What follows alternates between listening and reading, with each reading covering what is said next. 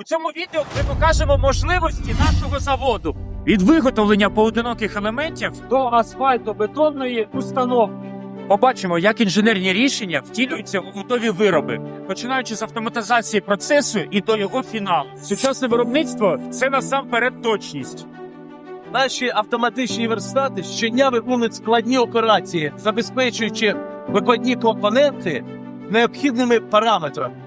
Йдемо в ногу з часом, впроваджуємо нове обладнання та модернізуємо виробництво, підвищуючи якість і значно пришвидшуючи всі процеси. Зараз, наприклад, ви бачите виготовлення деталі для закаточної машинки. Процес автоматизований, швидкий і відбувається з мінімальним втручанням спеціаліста.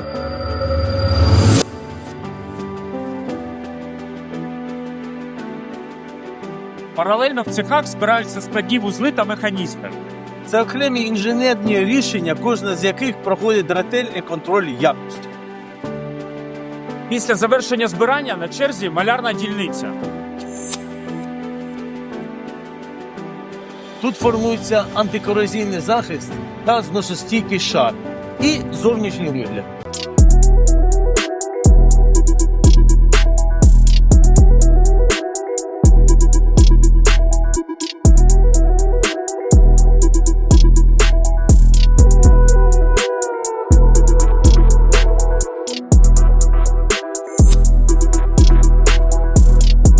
Ми виготовляємо широкий спектр ремонтних компонентів для безперебійної роботи вашої техніки. Якість у кожному елементі. У нашому асортименті великий вибір готових запчастин, а також індивідуальні рішення, розроблені під конкретні задачі наших клієнтів.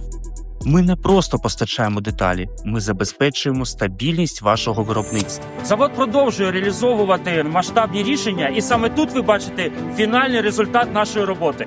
На задньому фоні асфальтобетонна установка, яка є логічним завершенням усього виробничого процесу. Від створення найменших деталей до збирання складних інженерних систем. Кожен етап має значення.